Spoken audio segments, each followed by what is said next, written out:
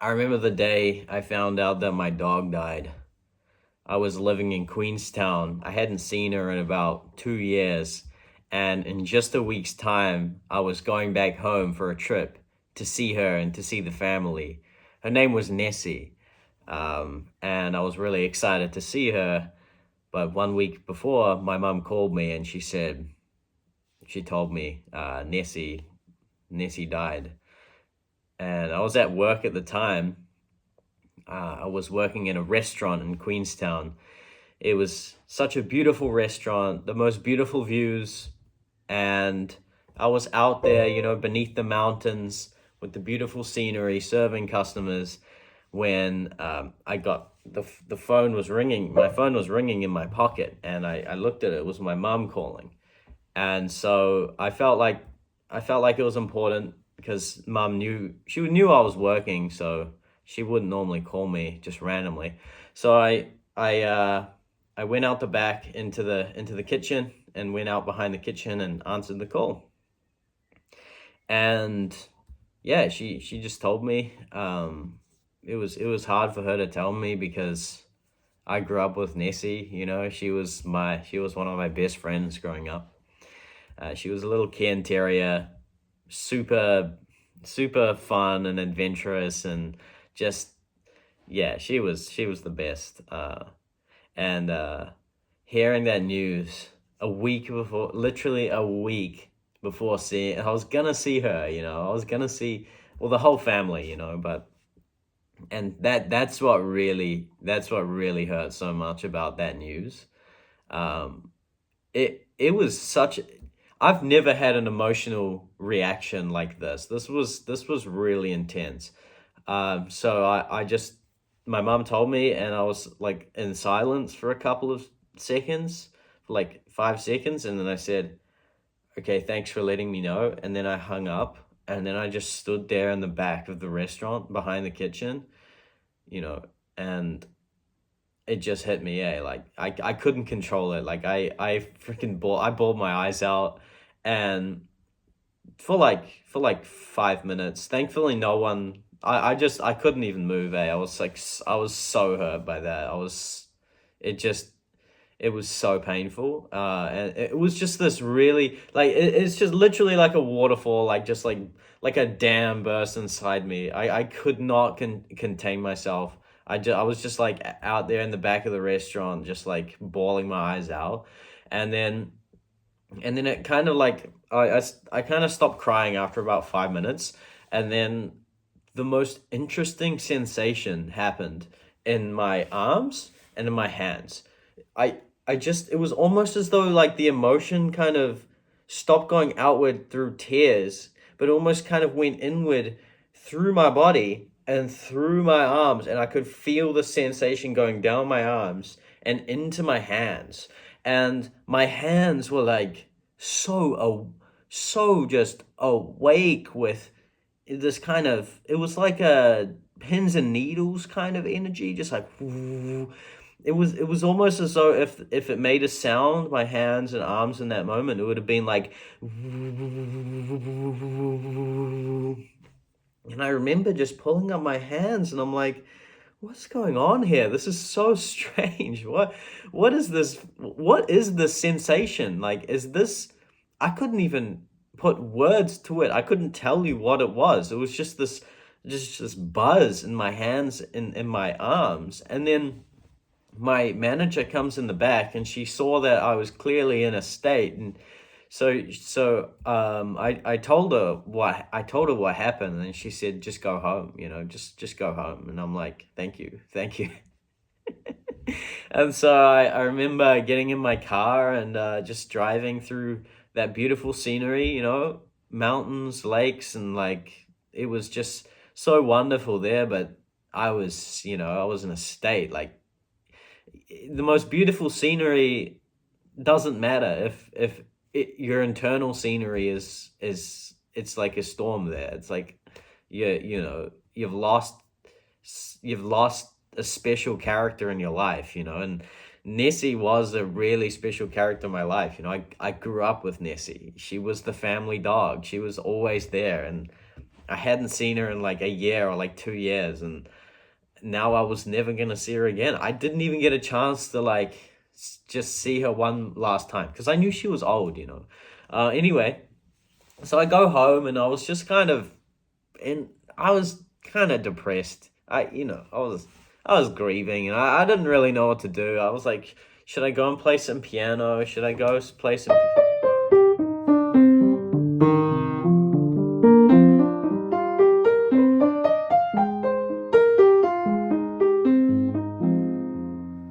I couldn't even play the piano. I was like, I don't know. Let me go do some writing. Journaling is a great way to process my emotions always. So then I took my journal and I went to this like pub, kind of like it was this weird pub bowling alley arcade thing, and I got like nachos. No, no, no, I got wedges with sour cream and and it just I was writing about it, was writing about the experience of like, losing my like finding out my dog had died, and but it was the room felt stale. It felt I didn't want these wedges here. I felt offended by everything. And I was like, I don't want to be here. Look at the carpet is so stale. People are bowling over there having a great time. I'm meant to. It's just like I was just like, I don't want to be here right now, but I want to process these emotions. I, I don't know what to do. And then, ting, my phone gets a message, and it's from this guy. I can't remember his name. It was like Ferdinand. I think his name was like Ferdinand. The text is like, Ferdinand, hey bro, just letting you know that the jam night is tonight if you wanted to come. And I'm like, Ferdinand, jam night.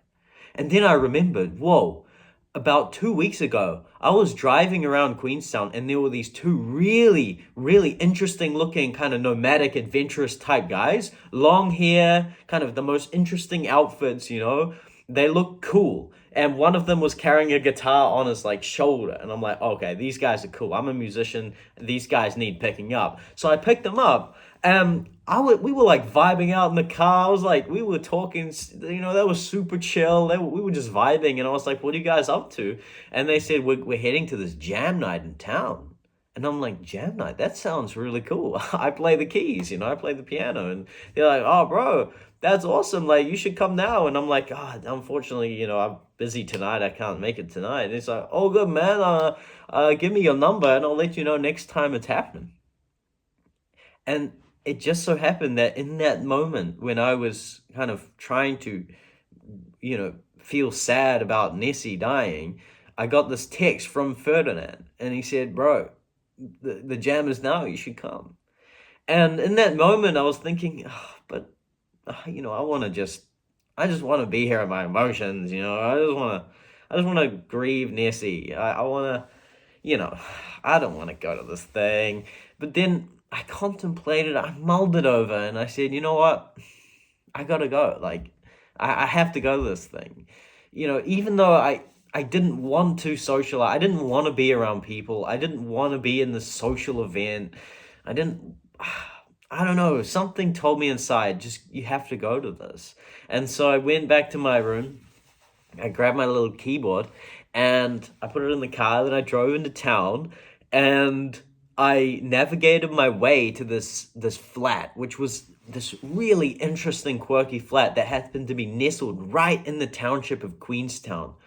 Queenstown is this hustle bustle type town in New Zealand. It's kind of like a tourist town. There's the lakefront. There's a lot of people. There's a lot of stuff going around everywhere, and you wouldn't expect that right in the heart of it is this little flat and this staircase. This door. There's just this one door on the street that leads to it, and that's where I found myself. I was outside this door on the street, and I'm like, well, I guess I'm here now. No turning back. And then I went in there, and I opened the door, and then there was an alleyway going down, and I went down the alley. And then at the end of the alley, there was a square staircase. It went up one way, well, up there, up there, up there. And so I went up the staircase, and I could hear the music. And suddenly I was just swept up in this jam. And like I went in the first room and there were like all these cool people playing bongos, playing like shakers. It was just this awesome jam, you know. They were like travelers. They were the coolest people in town, you know. And they were looked at me and they welcomed me in. You know, they like, yeah, come, bro. One of them chucked a bongo in front of me. He's like, bro, here, have this. Oh, you've got a keyboard. Sick. He's got a keyboard. And I'm like, this is awesome. Like, yeah, let's go, let's go. And then so I started like playing bongos, and it was like, oh my gosh, I was in the jam suddenly, man. Like it was so fun. And then that was the inside kind of acoustic jam, guitar players, bongos, shakers, and then there was this outside courtyard. I'm not even joking you. This courtyard felt like it was right in the center of Queenstown. When you stood in that courtyard, it felt secret. It felt safe. And it was a live jam going on. There was a drum kit, electric guitar, keyboard was set up, and Ferdinand was there. He's like, hey, bro, what's up, man? And I'm like, dude, I can't thank you enough for inviting me to this. You remembered me. And he's like, of course I remembered you, bro. You were that cool guy that picked us up. And I'm like, bro, this is... I could not believe it. This was just the most unreal experience. I felt surrounded by so much love and so much just music, you know. It was just music, and like I'm getting so emotional thinking about it. But I played on the keys. I played the piano. I was jamming along with the drummer. I spent that whole night just jamming music with these. They felt like friends. All I knew was Ferdinand and the other guy, but then I was just friends with these people, and like we were playing music all into the wee hours of the morning. I'm not even joking. Like the acoustic jam, playing bongos, shakers. I was playing keys outside, and the whole time I just couldn't help but think of Nessie and think it was almost as though she didn't want me to be sad. She wanted me to be happy, you know, and I wanted to be sad that night, and I couldn't. I just like jeez, like that sensation that I had in my arms and my hands, man, like I don't know what it was, but just it all felt right, you know. Just the fact that I was there playing music, and music is, music flows through my arms and through my hands. That's the only explanation I had for it. It's like Nessie, in my head, the way that I understood it was that like Nessie was like, I'm with you. Let's play music. Sorry. um and yeah, I could only be happy. I could only celebrate Nessie's life, and the character that she was to me. And she saw me grow up. She saw me become a musician, and she saw me go off on my adventure. And unfortunately, she never saw me again. But yeah, that's sorry. I didn't expect to get so emotional, but it's a really special story for my life. Just I love Nessie so much, and I still feel like she's kind of with me when I play music, and just friendship, music, self-expression, and I process those emotions that night. I wasn't at home being all sad. I was out there playing music with people, with other people. I was having that human connection. And I felt like if I didn't go to that jam, I would have just stayed at home and been sad. So with that note, let me finish with this one piece of music that I actually played at that jam night when I went there. I went up there and I played this because this was a composition I had in my fingers, and there was a drummer playing along, guitarist. It was just so fun. It kind of went like this.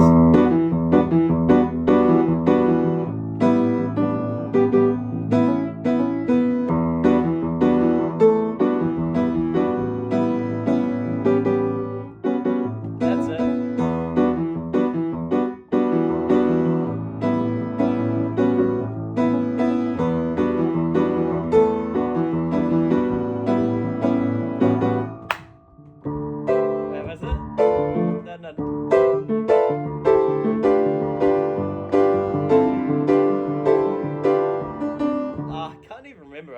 played it in ages.